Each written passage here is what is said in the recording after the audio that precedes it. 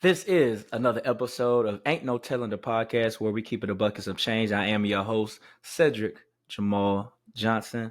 All we ask is wipe your feet on the AKT mat before you come in, sit on down, and enjoy the show. All right, let's just get into it. So, me growing up during the time, I was a young lad, I'm just going to give you some lyrics that made eating pussy so taboo. It wasn't cool to publicly say you like eating pussy, let alone you ate pussy. Like you might eat pussy, but to say that you like eating pussy, it was very taboo back when I was coming up. Juvenile quote in one of his songs from Set It Off. I know I got some big lips, but I ain't tripping. And mama, I love pussy, but I ain't licking. Exactly. That's example number one. That's definitely a shot. That's definitely a disrespectful shot at niggas back in the early 2000s that like eating pussy. That was a shot at motherfuckers that took pride in eating pussy. That was Juvenile off from his Set It Off record. Here go another one from the late great DMX. This is from What These Bitches Want From a Nigga. R.I.P. DMX, but that was another disrespectful shot to all the niggas that love eating pussy. Yeah, that was a disrespectful shot. I think that was late 90s to early 2000s. I'm glad we have progressed and made strides in providing safe places for motherfuckers to feel comfortable to publicly state how much they take pride in eating pussy. We have taken great strides. And I'm proud to be here as an advocate of being proud to eat pussy. It's a meal. It's a meal. Low in calories, never dry. It's a good meal. You gotta have pride when you eat pussy. Do not let anybody tell you or make you feel bad that you like eating pussy. It's natural. It's okay. It's okay. Now, one thing, hey fellas, I'm talking to you. I'm talking to you, fellas. Don't let these women disrespect you either. While you down there, damn, eating some box, don't let them grab the back of your head. I know it's a double standard, ladies, but we ain't going for it. Y'all can't do everything we do. Don't grab the back of my head while I'm eating box. That's so disrespectful and demoralizing. Bitch had the nerve to try to palm my head with both her hands. What the hell was that? Get off the back of my head. The tall bitch tried to damn have me eat the box while she was standing up. I did a T-bow though. I did a T-bow. I ain't get on both knees. I did a T-bow. That's still disrespectful. Lay your tall ass on the bed, bitch, and get your box eaten just like any other woman that's shorter than you. Just because you tall, don't be trying to damn make me feel smaller than I already am at 5'8 3/4. So disrespectful. Let's respect everybody now. So disrespectful. Ladies, stop trying to grab the back of motherfuckers' head while they eat your box. We ain't going for it. I'll stop mid-bite. I'll stop mid-nibble. Do not grab the back of my head while I'm eating your box. Don't do that. There's some rules to this shit. Some decorum. Act like you've been here before. Don't get too excited because I'm tearing that motherfucker up. Or you start wilding. Don't grab the back of my head, bitch. All right, on to the next one. So I saw that Diddy's trial is underway and they're trying to select the jury. Yeah, they're trying to select the jury. So has it that Diddy's appearance has changed in the courtroom. His appearance has changed in the courtroom. He's all gray. He got a dry. They say he got a dry gray afro like Grady from Sanford and Son, and he got a gray beard. He got a gray afro and a gray beard. Hey, apparently you can't get no Beijing on your books when you're in prison.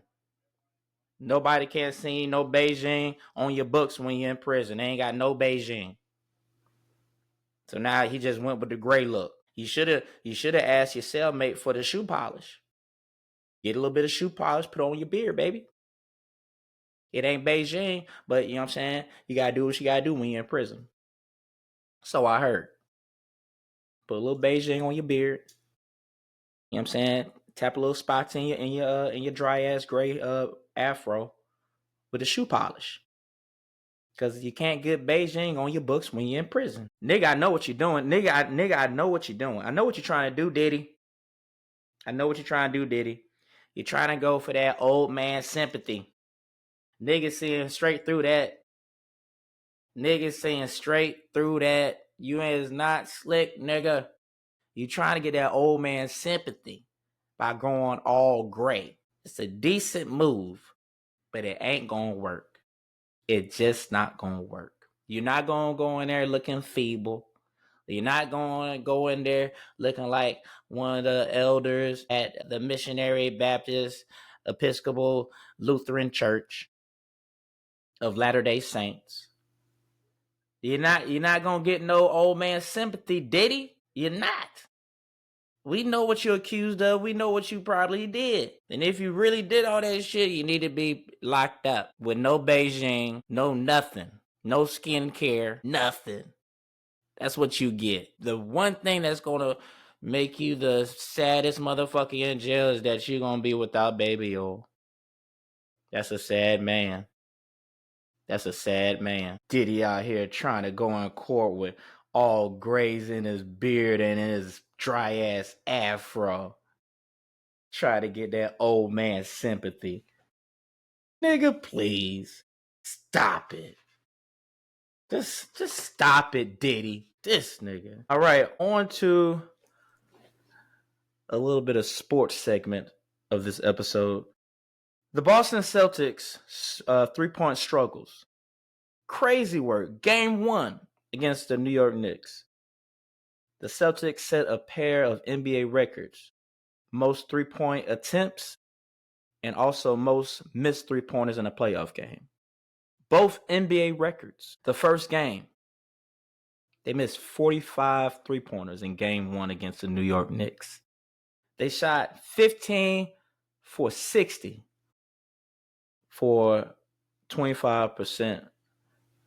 And in game 2 against the New York Knickerbockers, they went 10 for 40, missing 33 for a percentage of 25% as a team. And when I first, looked this up, and not even looked it up, just watched the game. Because they blew 20-point leads in both games. In game 1, they blew a 20-point lead, and in game 2, they blew a 20-point lead. And I was like, I was thinking to myself, is this something new? Are they like changing up or doing something different in the playoffs? They're not. They are not doing something different in the playoffs. I looked it up. I looked up their regular season 3-point percentage. It was 36.9 as a team. Pretty damn good. They made 1,373 pointers in the regular season as a team, and they averaged 17.8 made 3-pointers per game, and also attempted 48.4 3-pointers a game, which both were most in the league for the regular season. So it's not that they're changing up their game. They're just not hitting shots. And for them not hitting 3-point shots at such a high clip, they're missing them at a high clip. It's no adjustment being made. Joe Mazzulla, if you lose today in game 3, rocks you may shall kick. Rocks you may shall kick. Because it's a damn shame for a coach to not put in an adjustment to just get his team going in the right track offensively instead of just keep jacking up 3-pointers. I was amazed to see that they took, as a team, on average, 48.4 game to lead the league. That's a lot of 3-pointers attempted. It's crazy work. They're shooting themselves out the game. I get it. Live by the 3, die by the 3. I blame you, Steph Curry. I blame you, little nigga. No, you taller than me, but shit, nigga, little nigga, what? Nah, shout out to Steph Curry. One of the most, you know, Steph is one of the most talented athletes that have put his actual imprint on his respective sport to the point where it's ruining basketball. It's ruining basketball. You got niggas out here really think that his last name Curry. Like literally just pulling up on a fast break. Probably could have got straight to the cup, but it's gonna pull up at 3-point because they said, "Yo, I seen Steph Curry do it. I could do it. He make it look easy. I could do that. I'ma do that. I did it. I did that." And in the NBA, Steph make it look so good where people really believe that they can just pull up from three, you know what I'm saying, anytime they want. Even Steph don't do that when he doesn't really have it going from the beyond the arc, which doesn't happen a lot. Doesn't happen often. Even he'll attack the paint.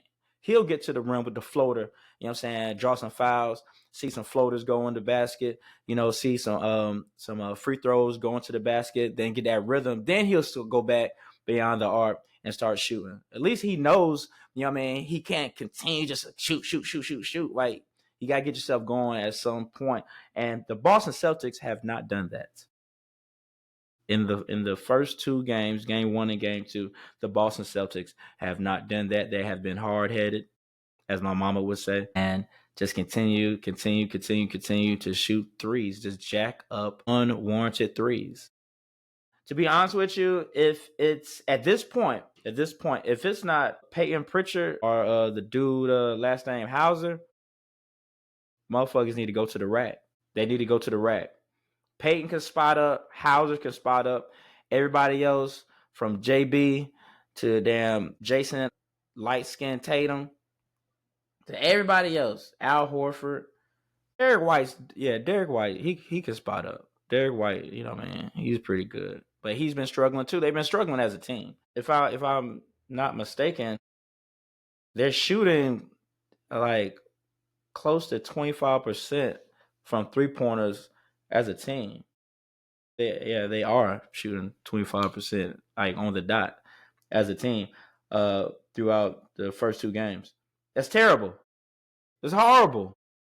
That's bad. That means, like, if it's shooting 25% as a team from beyond the arc, that means you got some guys that's shooting like 10% from 3-point, 7% from the 3-point line. That's how bad it's it. If your percentage is 25% as a team, you got niggas on the squad that's shooting, you know what I'm saying, sub 10%. Crazy. Joe Mazzulla, man, call an adjustment, call an audible, do something. But we're gonna see today, game 3, if y'all can get one in. But if you go down 0-3, get your fishing pole ready. Get your fishing pole ready. All right, I would like to go holler at this Draymond Green quote, if y'all don't mind. Find it very interesting. Draymond Green had the nerve.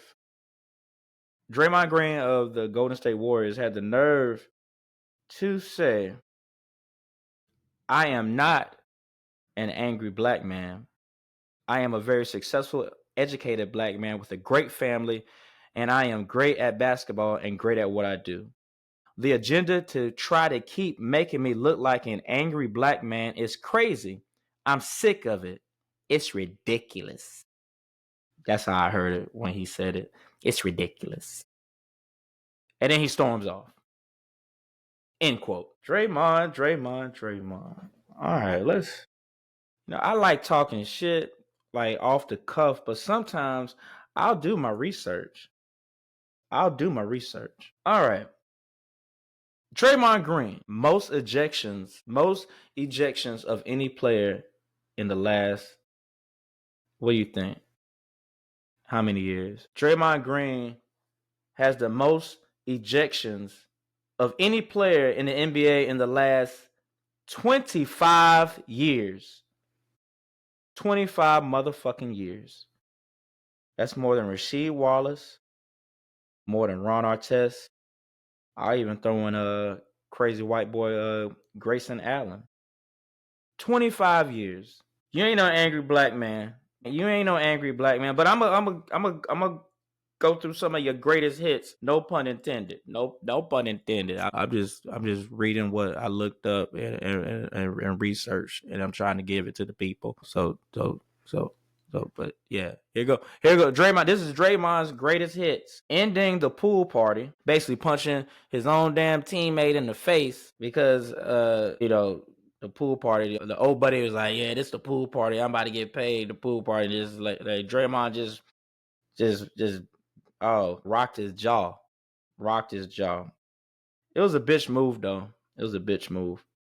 Also, headlocking Rudy Gobert. Yeah, put him in the headlock from behind too. Draymond sneaky.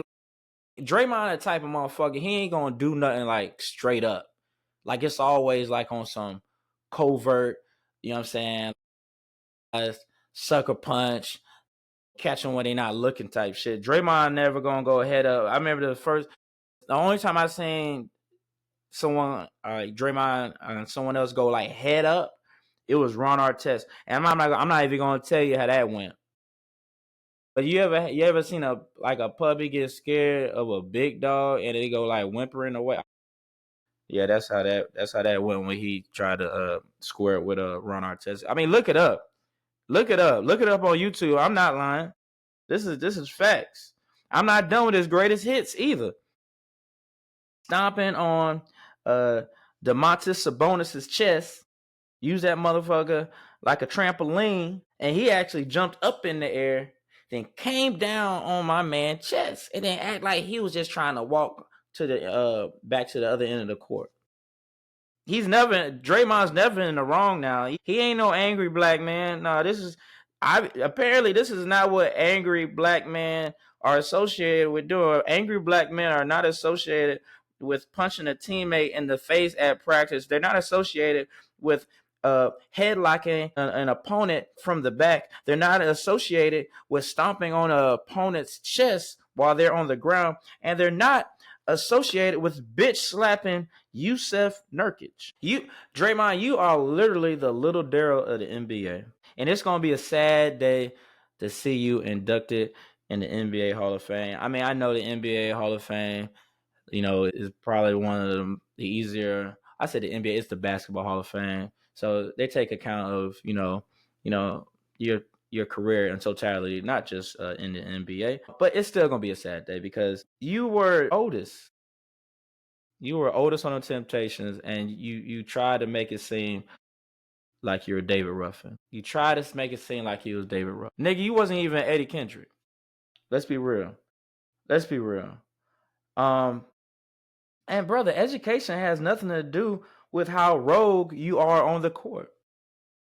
Nobody's questioning your intelligence. I mean, you should be smart enough not to put your team in certain situations by acting like a dumbass on the court. But this has nothing to do with, I'm gonna assume you graduated from Michigan State, but it has nothing to do with your education, man. It has all to do with that you're a dumbass.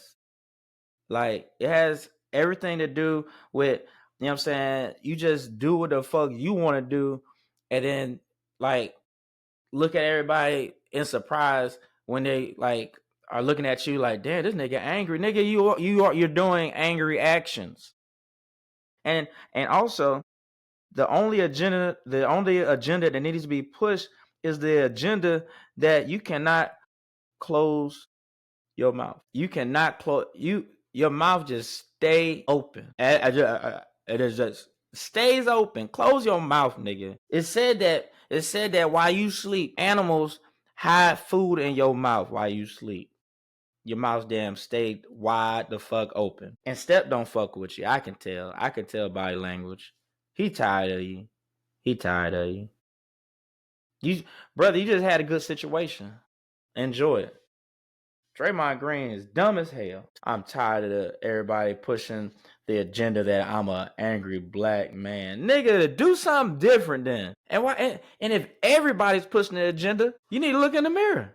I'm tired of everybody pushing the agenda that I'm an angry black man. You try to soften up your shit by bringing in your family and all this shit. Nobody said this has your family has nothing to do with the actions that you display on the basketball court, other than basketball actions. Nobody, your family has shit to do with you wanting to be a wrestler when you retire from the NBA.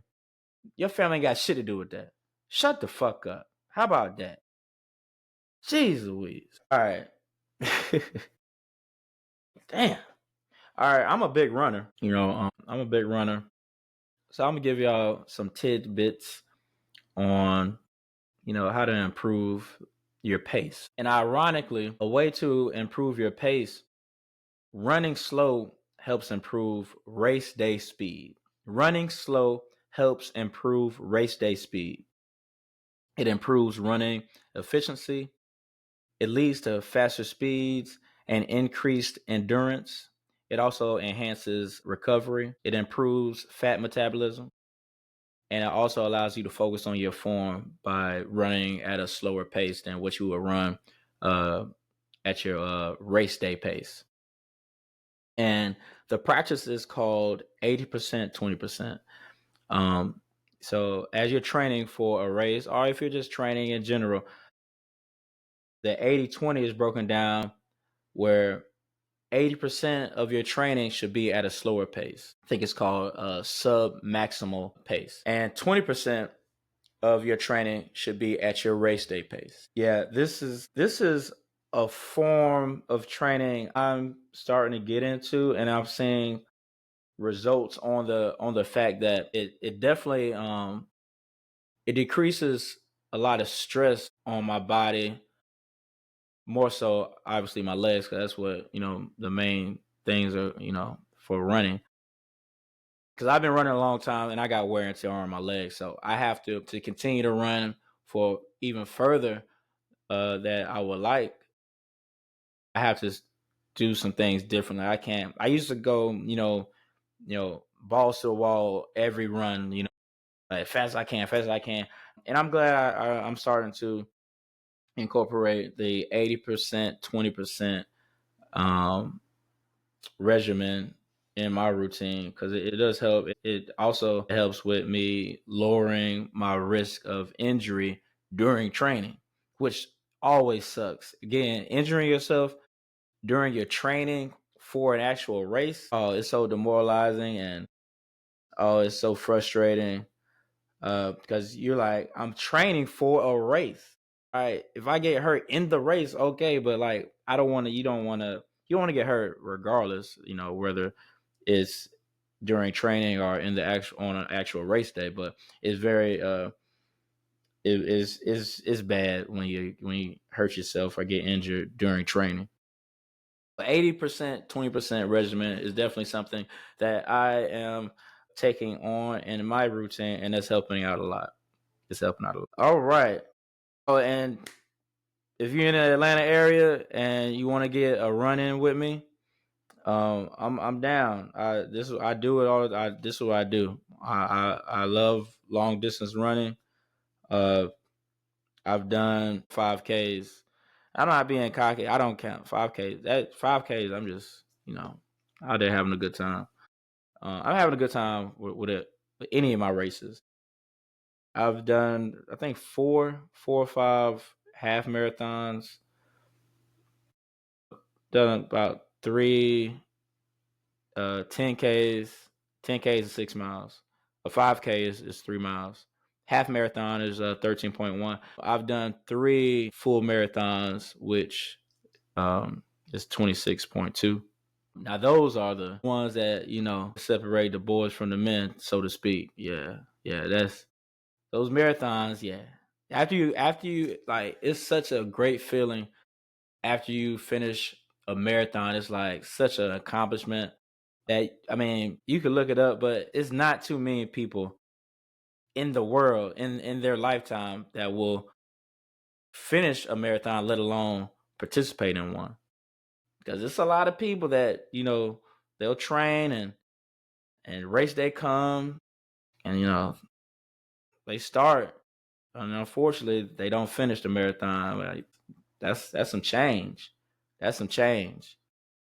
But like it's a great feeling to actual finish a marathon and get and get that recognition from all your fellow runners and your friends and family.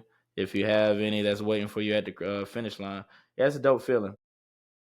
I definitely would challenge everyone to at least try to do one marathon in their life, and you'll see what I'm talking about. All right, Drake. Drake's most zestiest line. Drake's most zestiest line ever. I had someone tell me I fell off. Ooh, I needed that.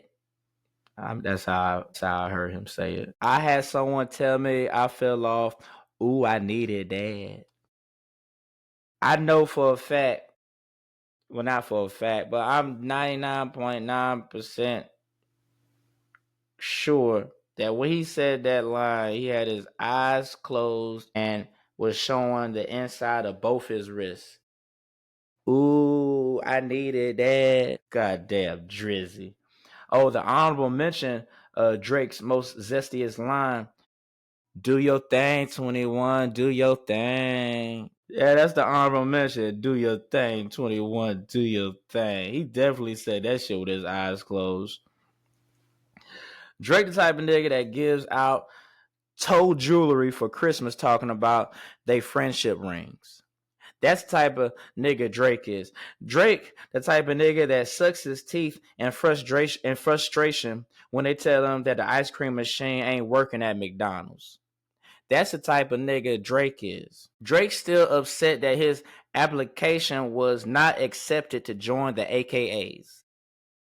That's what type of nigga Drake is. And if I could say it myself, Drake needs to send K. Dot a letter of appreciation, a thank you letter for forcing him back to the path of making music that people like. Like niggas like the old Drake.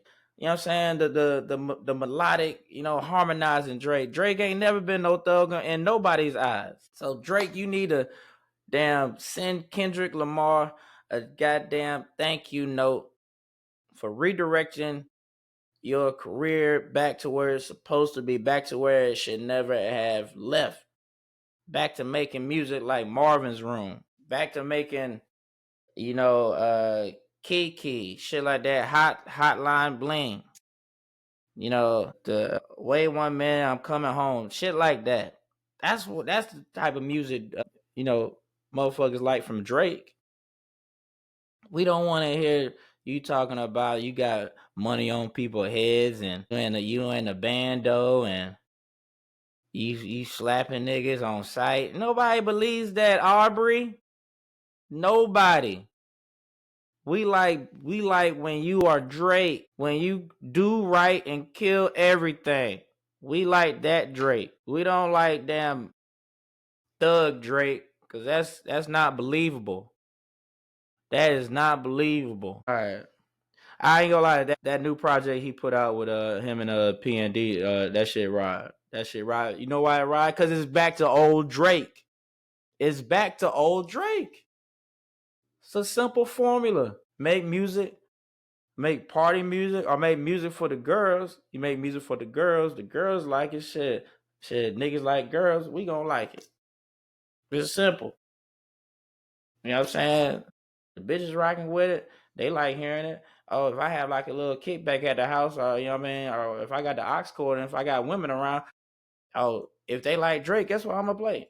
Drake. Hey. Yes, I'm gonna play that at any kickback. But not no Thug Drake. Not no Thug Drake. I'm playing Marvin's Room Drake. You know what I'm saying? The good Drake. Classic Drake. That's the type of Drake I'm playing. All right. Before I leave, I'm probably gonna touch on this at another time, but I want to briefly talk about the mismanagement of time.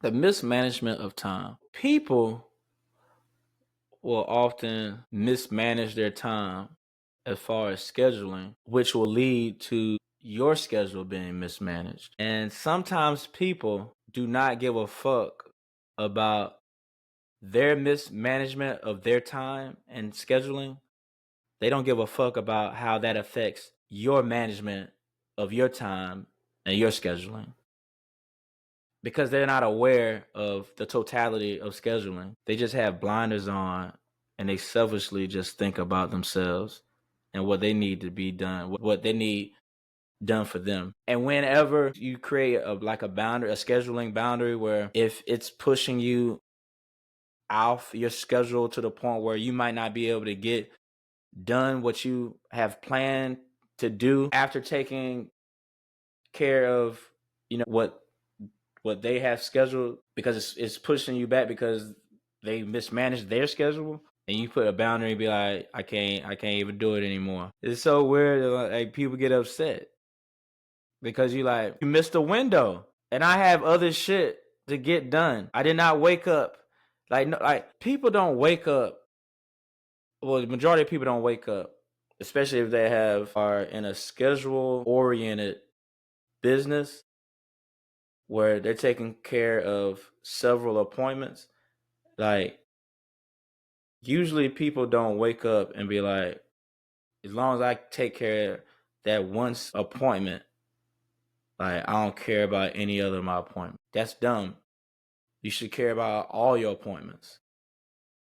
But, and I'll leave you with this, but it's rare that people wake up that have made an appointment. They don't worry about all the other appointments that other people besides them have made, because they choose not to be aware.